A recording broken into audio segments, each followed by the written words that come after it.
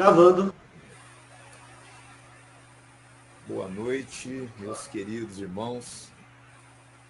Nós estamos iniciando mais uma escola do Alicerce Bíblico. A escola do Alicerce Bíblico, o propósito dessa escola é estarmos alicerçados cada vez mais na doutrina de nosso Senhor Jesus Cristo. Essa escola ela é constituída por pregações que temos feito, né? E tem surtido seu efeito, porque a cada escola temos sentido um conhecimento mais profundo, né, da palavra de Deus, conhecimento da doutrina de Cristo. E nesta noite, o pastor Hélio Pivezan vai estar dando continuidade um estudo que ele está fazendo sobre a natureza humana.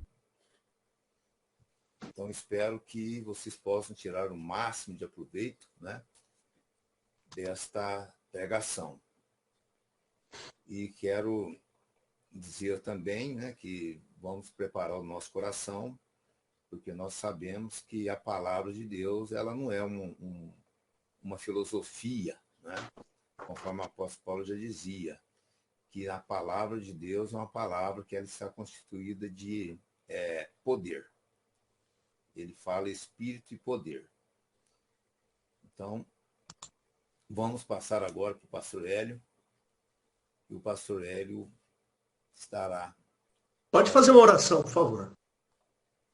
Vamos orar então ao Senhor, vamos colocar diante do Senhor Jesus Cristo, que nada podemos fazer sem a influência do Espírito Santo, né? Glorioso Deus e eterno Pai, Pai de nosso Senhor, Salvador Jesus Cristo.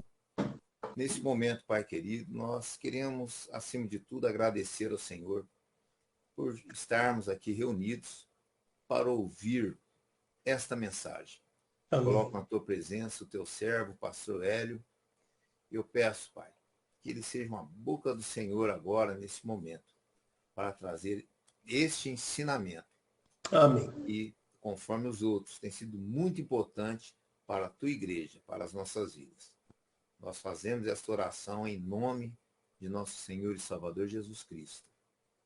Amém. Amém. Amém. Muito bom.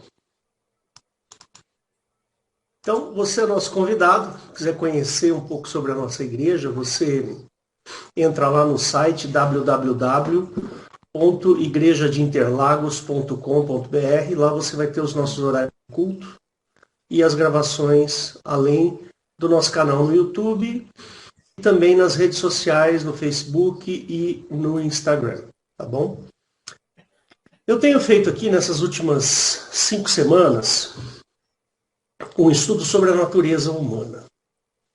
E eu tenho sempre começado esses estudos falando sobre a necessidade de nós conhecermos aquilo que o Senhor Jesus deixou para nós. Por quê? Porque existe muita influência cultural e aí às vezes a gente quer adaptar o cristianismo à nossa influência cultural, aquilo que nós recebemos por cultura. Por diversos meios, pode ser pela televisão, pelas religiões, muita coisa que existe por aí que acaba moldando a nossa forma de pensar. Então, a minha preocupação como pastor da igreja é justamente esclarecer e trazer às pessoas o entendimento do que é ser cristão, o que é cristianismo. Uma vez, eu já falei isso aqui algumas vezes, vou falar de novo por causa da gravação. Uma vez, um amigo meu, ele me questionou sobre o cristianismo. Eu falei assim, olha, porque ele misturava um pouco de cristianismo, um pouco de espiritismo e tudo mais.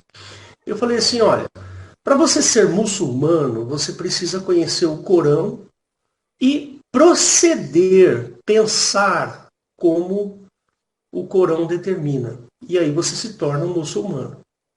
Para você ser, por exemplo, um budista, Você precisa conhecer o budismo e pensar como um budista. Porque as religiões, elas determinam a sua maneira de pensar, as regras de pensamento. O cristianismo tem a sua maneira também. E a gente precisa pensar corretamente. Nós não podemos achar que aquilo que é cultural tem que estar dentro do cristianismo. É o contrário. A nossa cultura toda tem que sair para entrar o cristianismo no nosso pensamento. Então nós precisamos pensar como cristãos. Lembre-se que tem aquele versículo que fala: a fé vem pelo ouvir, e o ouvir da palavra de Deus. Então, quando nós ouvimos, nós formamos o nosso pensamento. Não é? A gente começa a avaliar, fazer comparações, etc. E aí a gente determina o que vamos pensar, a maneira como pensamos. Eu gosto sempre de contar aqui, quando eu era criança, eu tenho uma irmã que é 2 anos, um pouco menos de 2 anos mais velha do que eu, e uma vez morreu um amigo da minha mãe, ou uma pessoa conhecida da minha mãe, e lá no Paraná os velórios são feitos nas casas. Então, eles preparam lá na sala da casa e põem o defunto lá, o caixão do defunto e tal, depois sai de lá e vai para o cemitério. Talvez lá seja diferente, não sei por que lá fazem desse jeito. Uma cidade pequena, talvez, por causa disso. Enfim, aí uma vez morreu esse fulano e minha mãe levou a gente no funeral, lá nessa casa. E eu lembro até hoje que eu peguei a minha irmã e falei assim: Márcia, vamos lá fora para ver se a gente vê a alma desse fulano subindo para o céu. Percebe? Então fica aí. Essa questão cultural, ela é muito importante, porque ela determina a maneira como a gente pensa. Imagina, uma criança de 7, 10 anos de idade pensando dessa maneira. Por que pensar dessa maneira? Porque foi falado, foi discutido, foi pensado, e aí eu formei meu raciocínio. E quando eu me converti, quando eu comecei a estudar a palavra de Deus, eu comecei que eu pensava tudo errado. Eu pensava tudo errado, tudo. Da onde saiu a ideia de que quem morre vai para o céu? Essa é uma ideia mentirosa. Você pode estar aí, preocupado, mas se o cara é cristão, não vai. Não. Quando a gente morre, nós vamos aguardar a ressurreição. É assim que a Bíblia diz. Depois da ressurreição, aí nós seremos arrebatados. É o que diz a palavra de Deus, não sou eu. Não inventei isso. Então essa história de que a pessoa morre, vamos pedir para que Deus o receba em seus braços. Isso não existe no cristianismo. Então, se nós queremos ser cristãos, nós precisamos pensar adequadamente. Mas e se eu morro? Para onde eu vou? Meu filho, você vai ficar aguardando a ressurreição, como diz a palavra de Deus. Está lá em 1 Coríntios 15, está lá em 1 Tessalonicenses 4, em diversos lugares que fala. Em 1 Coríntios 11, em vários versículos que falam que a gente vai aguardar a ressurreição. Afinal de contas, Jesus morreu e ressuscitou para depois ir para o céu. E a Bíblia diz que nós vamos trilhar o mesmo caminho de Cristo. Ou seja, nós vamos ressuscitar para depois ir para o céu.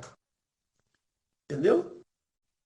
Então vamos pensar direito, vamos pensar de maneira adequada, para a gente não ser pego em pensamentos errados e atitudes. O pior de tudo são as atitudes erradas. Dessa do tipo, pegar na mão da minha irmã e falar: vamos lá fora para ver se a gente vê a alma do sujeito indo para o céu. E tem um monte de outras coisas que os cristãos pensam errado. Nós precisamos tomar cuidado com isso. Eu fiz uma pregação aqui uma vez, está aqui no YouTube, você pode olhar lá, você vai encontrar. O título da pregação é uma pergunta. Quem vai para o céu, o corpo, a alma ou o espírito? Vai lá, assiste essa pregação. Para você ver, para você entender o que é corpo, alma e espírito. Eu fiz uma outra pregação falando sobre a vida fora do planeta Terra.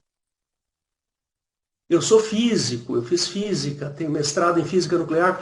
Você pode ir lá, vai assistir para você pensar um pouquinho mais sobre essa questão de vida fora do planeta. Vai entender sob a luz da ciência e a luz da Bíblia. E você vai encontrar as respostas. Faça isso. Você tem que se armar para não ser pego no engano. Porque a Bíblia fala que o diabo é enganoso. Ele engana. Lá no final dos tempos, a besta, ela vai enganar todo mundo. Percebe? Então você tem que se armar culturalmente para que você não seja pego por mentiras que surgirão, mentiras sérias que vão vir. Se você ler um pouquinho sobre o final dos tempos, você vai perceber que tem a besta. A besta vai fazer sinais e maravilhas. E será que você vai ser pego achando que é o próprio Jesus? Se você não se armar, como é que você vai identificar se aquilo é ou não é de Deus? Se é ou não é um movimento cristão? Percebe? Por isso, essa minha preocupação muito grande em tratar da doutrina bíblica, trazer a doutrina profunda, para que o seu pensamento seja moldado pela Bíblia, não é pelo Hélio. Não é por religião nenhuma, é o pensamento cristão. Olha, Paulo, ele pregou o evangelho para muitas pessoas e muitas cidades ali naquela região do Mediterrâneo. Né? Tanto é que ele formou igrejas, Éfeso, né? Tessalônica, ele chega até Roma. E ele vai passando ali, ele fundou diversas igrejas e ele passava um tempo. Então ele fundava uma igreja, ficava 2, 3 anos em cada local, até formar culturalmente aquele povo. Aí depois ele escrevia cartas, ele mandava as cartas. As cartas tinham por objetivo instruir e formar culturalmente a maneira de pensar daqueles povos. Por quê? Porque eles eram contaminados pelas religiões locais, pelo pensamento local. Então dá uma olhadinha nas cartas de Paulo e você vai ver as cartas de Paulo, ele falando, olha, não faça isso, cuidado com isso, cuidado com aquilo. Olha, cuidado na hora de achar que a pessoa está morta e... Não, pensa da seguinte maneira, Paulo faz isso insistentemente. Muito, muito, muito. Percebe? E hoje eu vou fazer a última das pregações que fala sobre a natureza humana. Né? Que é um dos assuntos assim, muito interessantes e é necessário que a gente entenda a natureza humana, porque a Bíblia ela é essencialmente um relato de como o homem se relaciona com Deus e Deus se relaciona com o homem. Então, é necessário você entender quem está por trás dessa pele. Quem é o sujeito que está por trás dessa pele? Desta pele aí que você está usando. Né? Você tem que entender, para não ser pego de surpresa e pensar de maneira errada. Olha, essa é a quinta e última pregação que eu vou falar sobre a natureza humana, e a última que eu vou falar é da alma. Eu falei em 2 partes, eu falei da alma, uma parte eu falei, acho que a pregação número 2 eu falei sobre o espírito, a pregação número 1 eu falei sobre a criação do homem, a pregação 3, 4 e essa versa sobre a alma. E todos esses assuntos nós estamos usando por base livros que são doutrinários. Não é? Um dos livros que nós estamos usando é esse aqui, ó. Vou mostrar aqui para você. Tá? Não sei se você consegue enxergar, mas conhecendo as doutrinas bíblicas, essa pregação de hoje eu tirei muita coisa desse livro, tá? E eu vou tentar passar para você de uma maneira um pouco mais gostosa aí de ouvir, porque o livro é um livro pesado, ali é denso, você tem que ter bastante paciência para ler. Então vamos falar sobre a alma e o coração. Ok? Vamos falar sobre a alma e o coração. Essa é a parte 3. Né? A gente sempre fala, né, o cristão sempre diz que a alma ela faz parte integrante da nossa carne. E a alma está aqui, ó, nesta região do peito. É lógico que isso é figurado, porque a alma não está no peito. A alma está em todas as células, moléculas, átomos, elétrons, prótons, nêutrons do meu corpo. Ali está a alma. Todos os componentes do meu corpo contêm a alma. Mas, no sentido figurado, a gente diz que a alma está aqui. E o espírito está aqui. Ou seja, a alma é onde a gente sente as coisas. E o espírito é a nossa cognição, é o que nós pensamos. Você vai perceber que a Bíblia ela fala da alma como sendo um local de pensamento. Mas esse local de pensamento que ele vai falar aqui é de uma maneira figurada, porque pensar mesmo, a parte cognitiva, aquela de fazer escolhas e de sopesar as coisas, contrabalancear, comparar, tudo isso é feito na nossa cognição. Então, por exemplo, eu vou comprar um carro, por exemplo. Bom, eu tenho as minhas preferências que estão dentro da minha alma. Eu gosto de carro vermelho. Não sei se vocês já repararam, quem me conhece sabe que eu gosto de carro vermelho. Eu já tive vários carros vermelhos, porque é uma cor que eu curto, eu gosto. Mas quando eu vou buscar para comprar, eu vou comparar. Espera aí, esse carro está dentro das minhas possibilidades? Este carro está dentro das minhas preferências? Este carro vai atender a minha necessidade? Percebe? Então, a gente usa aqui a cognição para fazer esse tipo de coisa. Mas a parte do sentimento está aqui no peito, que é a nossa alma. Percebe? Mas a gente pode dizer assim que o cristão ele tem que dominar a alma. Ou seja, o que a alma sente, antes de eu agir, eu passo pelo filtro da minha consciência. O homem natural é o contrário.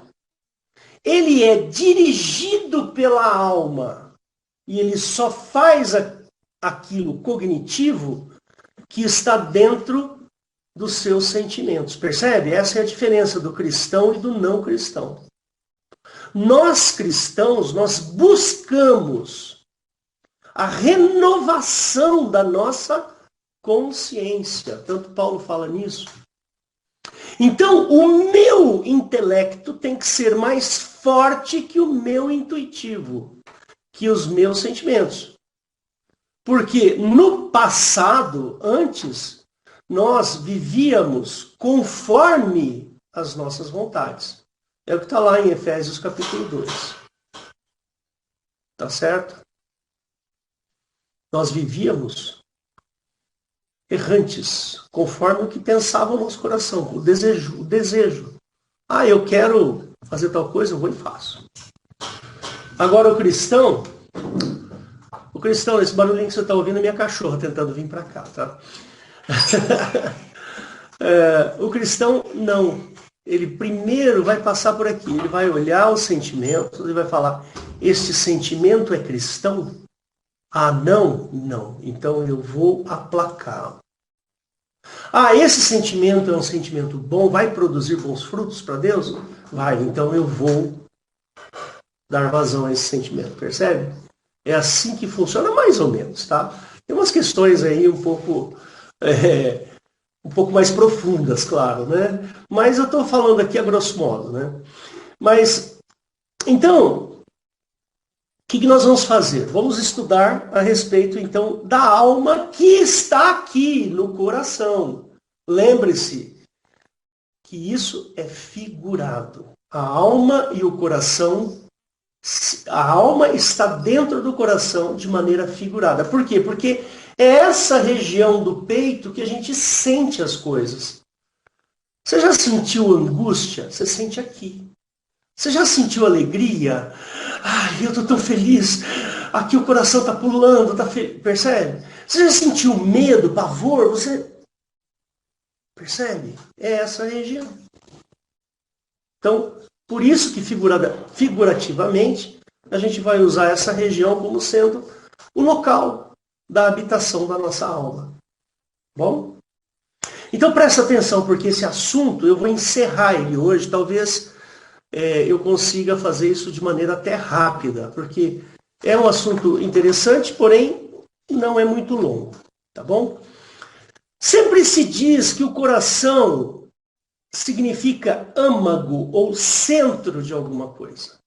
Ah, aquilo ali é o coração do meu carro. Ah, isso aqui é o coração do meu computador. Ah, isso aqui é o coração de não sei o quê. E assim vai, né? As escrituras também tratam o coração dessa maneira, né? Como sendo o centro. Eu vou pedir para o Richard. Richard, abre aí Deuteronômio 4:11, por favor. Eu tenho vários versículos aqui, tá? E eu vou falar para deixar gravado, mas eu não vou abrir todos, tá bom? Então, Deuteronômio 4:11, ele fala assim: E vós vos chegastes e vos pusestes ao pé do monte, e o monte ardia em fogo até o meio dos céus. Tá? Trevas e nuvens e escuridão. Tem algo errado aí. Devo ter feito uma anotação errada. Muito bem, Mateus 12:40, vamos lá.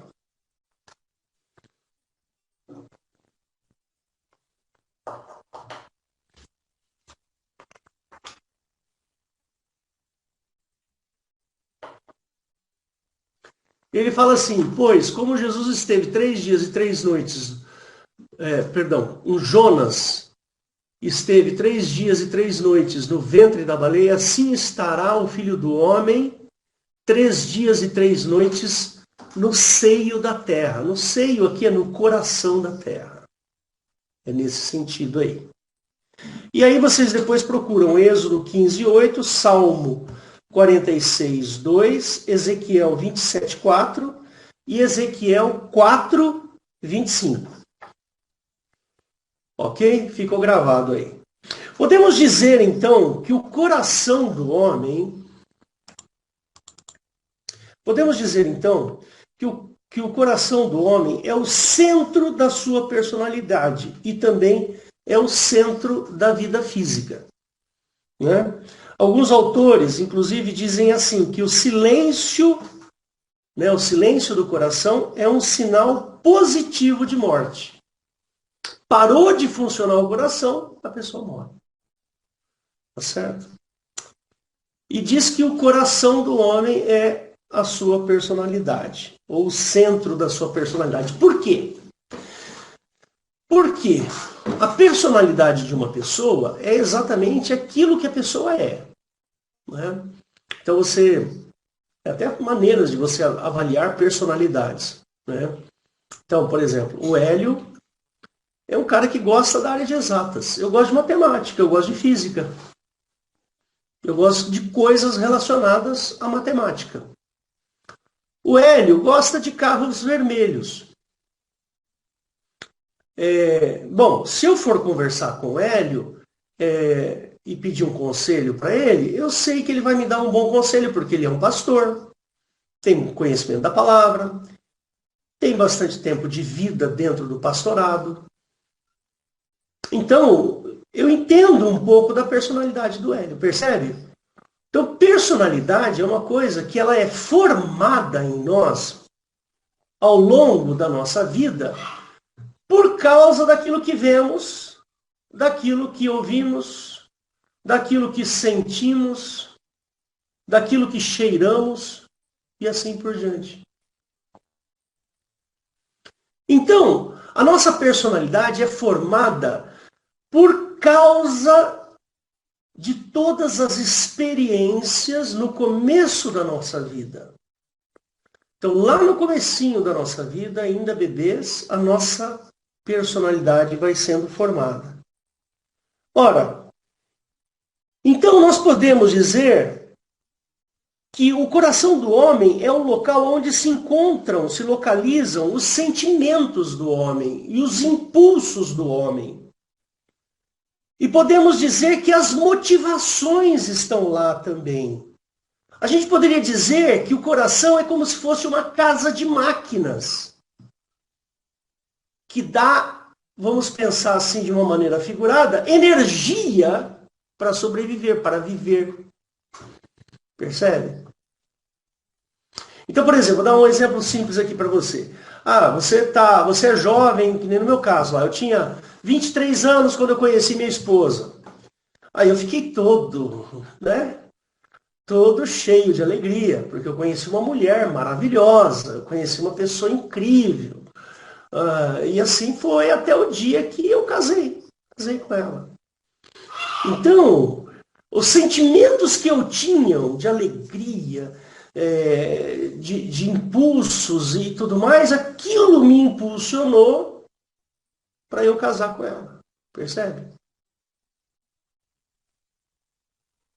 Então, a gente pode dizer que a alma, ela tem uma conexão profunda com o coração, ou com essa região, com os sentimentos. Percebe? O espírito não, eu já falei sobre o espírito. O espírito é aqui, ó, cognição. Né?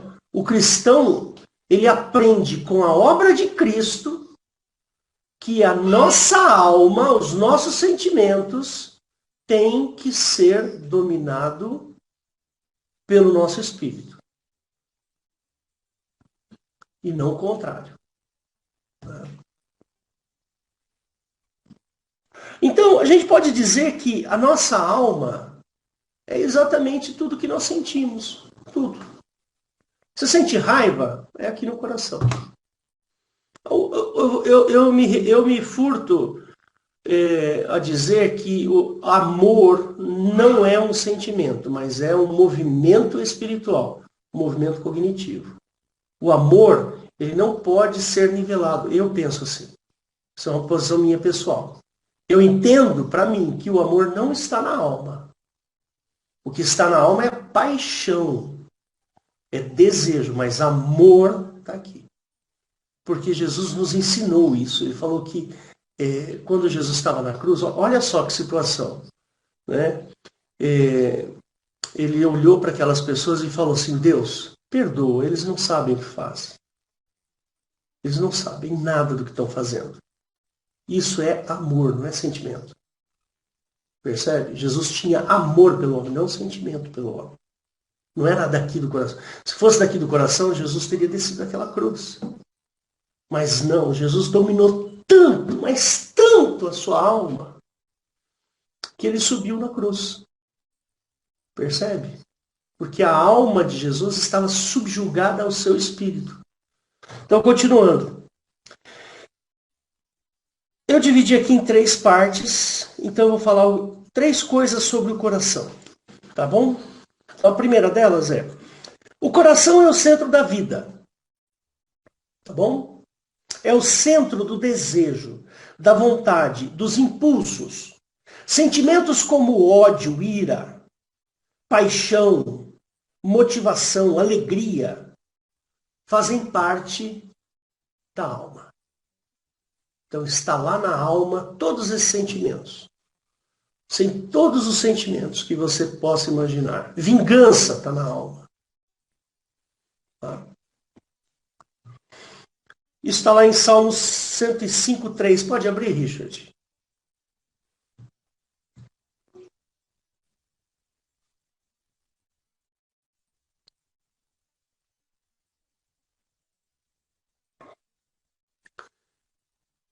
Salmo 105:3.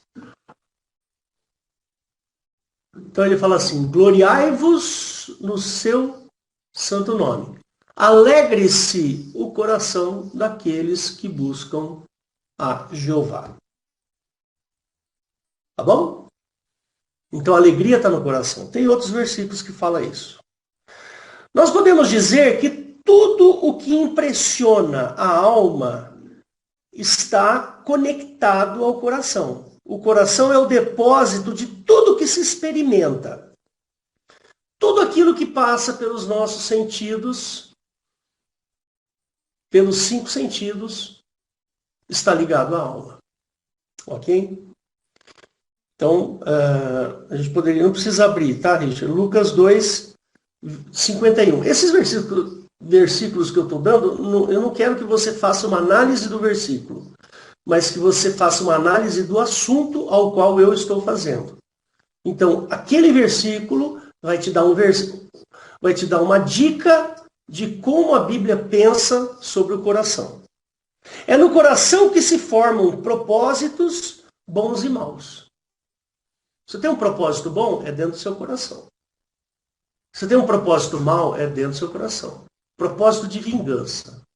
Então você vai lá e cozinha a sua vingança dentro de você e um dia você a executa.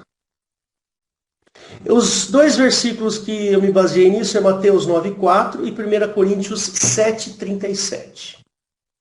O coração é o centro, segunda parte. O coração é o centro da vida emocional. Então, se você está anotando, presta atenção que agora vai uma chuveirada de versículos, tá? Então, presta atenção.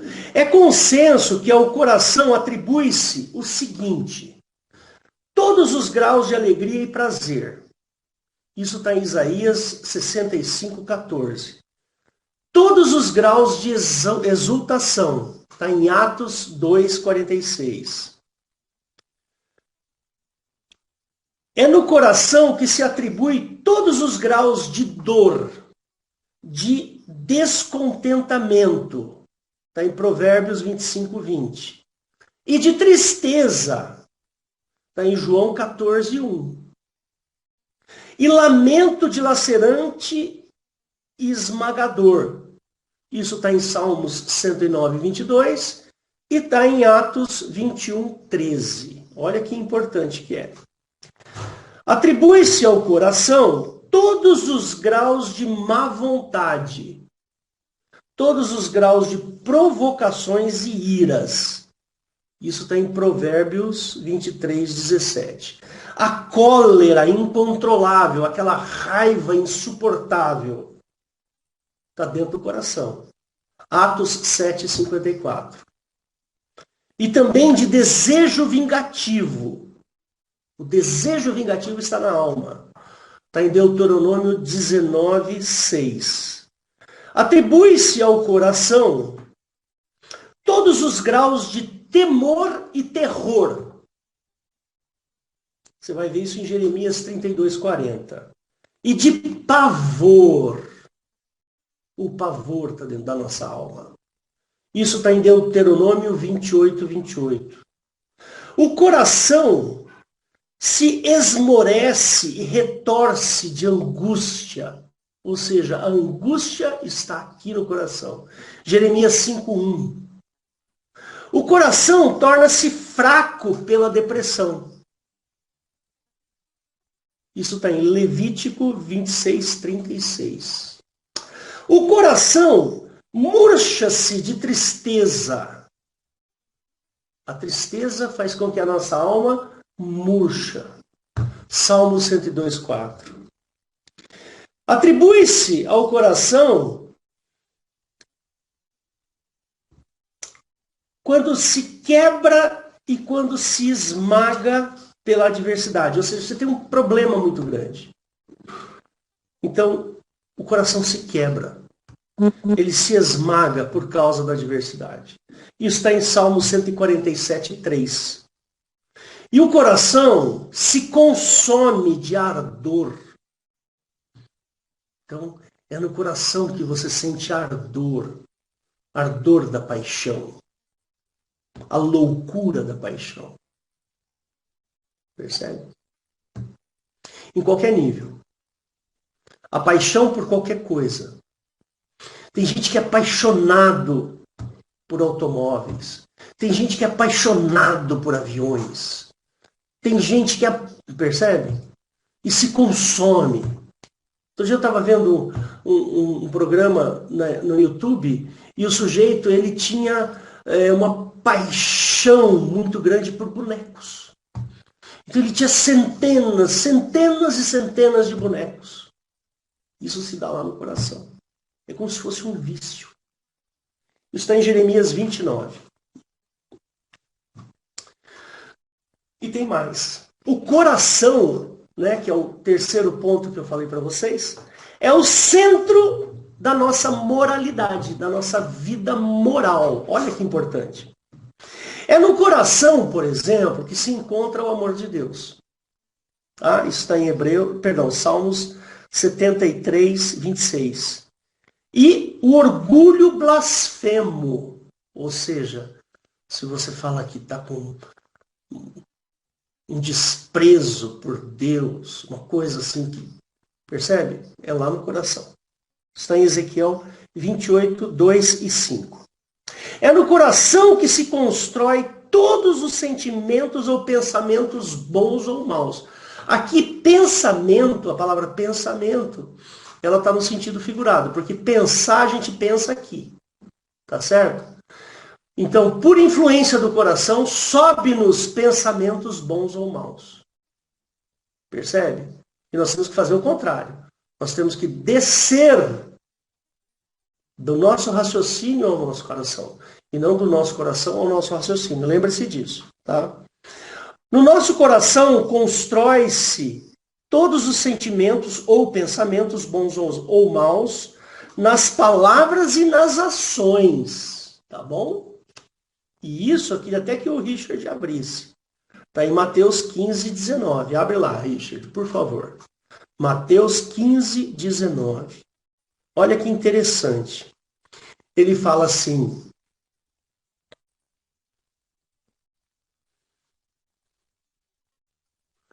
Ele diz assim. Porque do coração procedem os maus pensamentos.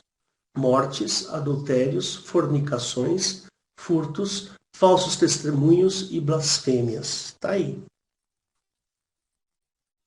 Interessante, né?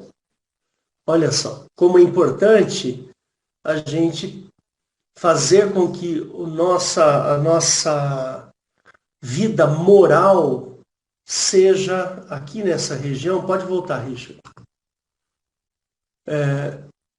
É importante a gente, como cristãos, entender que a nossa vida moral ela precisa ser moldada aqui no nosso coração, para que os sentimentos maus não prevaleçam e influenciem o nosso raciocínio. Então nós vamos, pelo nosso raciocínio, moldar o nosso coração. Porque Jesus falou que é lá no coração que procedem os pensamentos maus, né? Então, é onde se encontram os nossos impulsos e as cobiças. É lá no coração. Pode-se dizer que ela é a sede, o coração é sede de dois tesouros. Um tesouro bom e um tesouro mau. Né? A boca fala do que o coração está cheio. E o homem age segundo o que está no seu coração. Olha só que interessante. Então, quando nós passamos a moldar o nosso coração, moldar pelo cristianismo, pelo que nós entendemos de cristianismo, nós passamos a falar. Então, aquilo que está dentro do nosso coração começa a vir. Então, o sujeito que está com o coração moldado pelo cristianismo, ele vai falar coisas boas. Percebe? O sujeito que tem o coração reformulado pelo Espírito de Deus, esse sujeito, ele vai passar a vida falando do que está lá dentro. E essa reformulação do Espírito. Tá bom? Isso que eu falei está baseado em Mateus 12, 34 e 35. Depois você abre lá. Então, a gente pode dizer que lá no coração é o lugar onde originalmente Jeová escreveu a lei. Isso está em Romanos 2,15. E também é lá que se renova a mesma lei. Está em Hebreus 8,10. A gente pode dizer que o coração é a sede da nossa consciência. E atribui-se a todos os testemunhos da consciência. Isso está em 1 João 3, 19, 21 e Hebreus 10, 22. Anota aí. Agora, eu deixei o melhorzinho aqui para o final, tá? Então presta bem atenção agora. Olha só que interessante. Como é importante a gente entender o que é o coração do homem. Né? É lá no coração que o homem crê. A sede da nossa crença está no coração. Está em Romanos 10, 10. Abre lá para mim, Richard. Romanos 10, 10. Olha que interessante.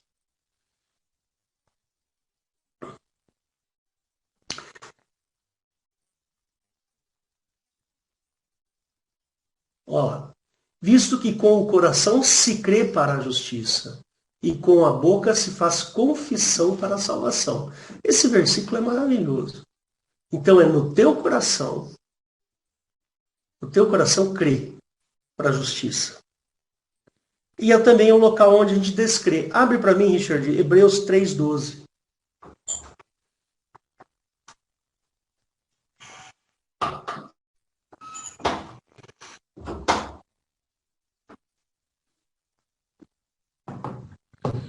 Hebreus 3,12.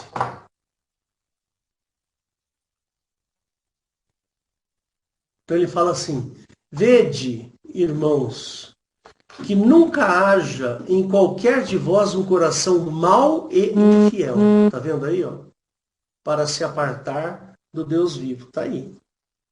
Então é lá no coração. Agora presta bem atenção, o mais legal vem agora. Lá no coração, que é o campo da semeadura da palavra de Deus. É no nosso coração. Então o nosso coração precisa receber a semente. Não precisa abrir, você já sabe onde está isso. É Mateus 13, 19.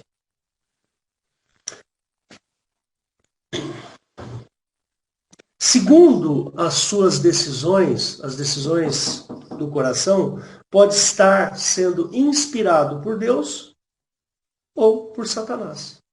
Então é lá no coração que ou Deus ou Satanás vai te influenciar. Se você permitir, é Deus. Se você não permitir Deus, com certeza é Satanás. Então, inspirado por Deus, um coração inspirado por Deus, 2 Coríntios 8, 16. E um coração inspirado por Satanás está em João 13, 2. Olha que gostoso. É o coração o lugar da morada de Cristo. Lembra quando Jesus fala lá, e se não me falha a memória, é João capítulo 14, que ele fala assim, aquele que faz as minhas, como é que é? Aquele que segue os meus mandamentos, eu e o Pai viremos nele e faremos nele morada. Em que lugar que ele vai fazer morada? No coração. Tá certo? Isso está em Efésios, a morada, né? Está em Efésios 3,17. É morada do Espírito Santo também. Está em 2 Coríntios 1, 22. E é um local onde repousa a paz de Deus. Colossenses 3,15. Né? O coração é o receptáculo. É um local onde nós recebemos o amor de Deus. Isso está em Romanos 5,5. E é um lugar onde a aurora celestial habita. ou a luz celestial habita. Isso está em 2 Coríntios 4, 6. E a última coisa mais interessante é que é no coração o aposento particular seu, né, da comunhão secreta com Deus. É lá na sua alma que você faz os pactos com Deus. Isso está em Efésios 5,19. Percebe? A alma, ela é uma força poderosa do ser humano. Ela é muito poderosa. Ela é tão poderosa que ela pode te levar ou para o céu ou para o inferno. Percebe? É lá na sua alma que isso acontece. Então eu sugiro que você não fique pensando mais em alma penada.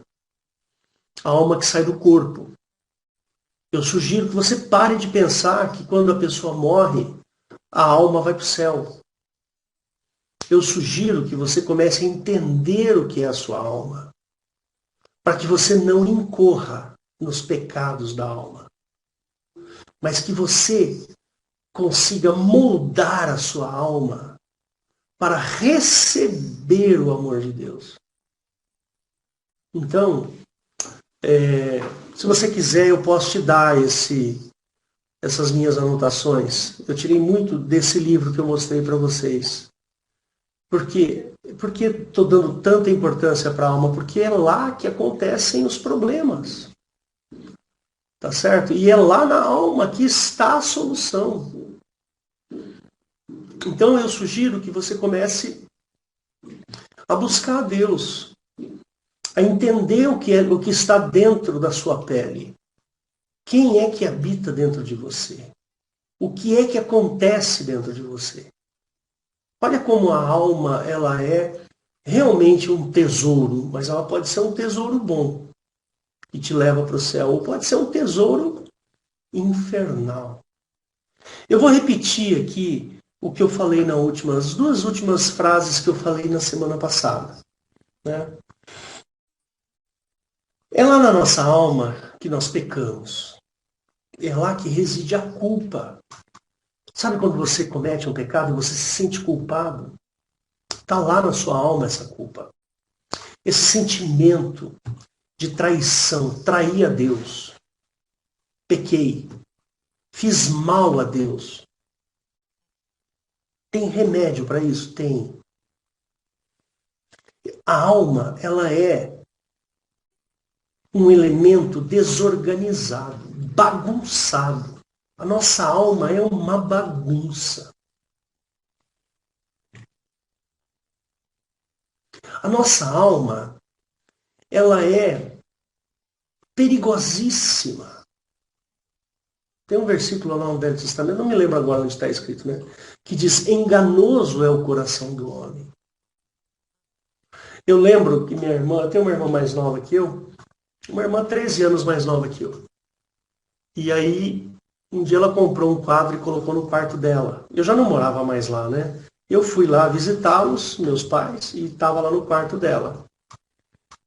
Como é que era, Rosana, a frase que estava lá? Faça tudo no seu coração, como é que é? Estava em espanhol, inclusive, né? Siga os desejos do seu coração. E eu quero dizer aqui para você, não siga os desejos do seu coração. Percebe? Porque o coração é enganoso. Como é que você vai seguir o que está dizendo o teu coração? E é o que se propaga hoje. Por exemplo, se você olhar para todos esses filminhos de desenhos da Disney, todos eles apontam para o coração como a coisa mais importante. Olha, faz o que está no seu coração. Sabe esses desenhos para criança? Esses filminhos tipo Frozen, sei lá mais o quê? Todos eles estão permeados dessa cultura. Essa cultura perniciosa que acaba moldando nossa forma de pensar, o nosso raciocínio. Então, deixa eu te falar uma coisa. Sua alma está desorganizada? Tá. Se tiver, então, tem cura. Tá? Dá para resolver esse problema. A cura se chama sangue de Cristo. Quanto mais você conhecer, quanto mais você buscar aquilo que diz a palavra. Quanto mais você entender a obra de Cristo, mais organizada ficará a sua alma. O remédio para essa bagunça causada pelo pecado é a provisão do Espírito Santo. O Espírito Santo, sim, esse pode residir e melhorar a condição da sua alma. Esse, sim, promove a correção que resulta em frutos de amor. Porque a alma, meu Deus, é um problema. Então pensa bem sobre isso. Olha, o Espírito, aqui é a alma. Paulo nos dá muitas dicas de que a gente tem que buscar uma boa consciência, um bom entendimento das coisas. Então, aqui tem que determinar o que isso aqui sente, não o contrário. Tá bom? Então aqui eu encerro essa série. Espero que você tenha gostado. Aproveita aí a gravação, volta a gravação, pegue os versículos, faça um estudo mais aprofundado, abrindo, lendo, entendendo. Porque, meu irmão, vai chegar um determinado momento que vai acontecer a vinda da besta, a vinda do anticristo.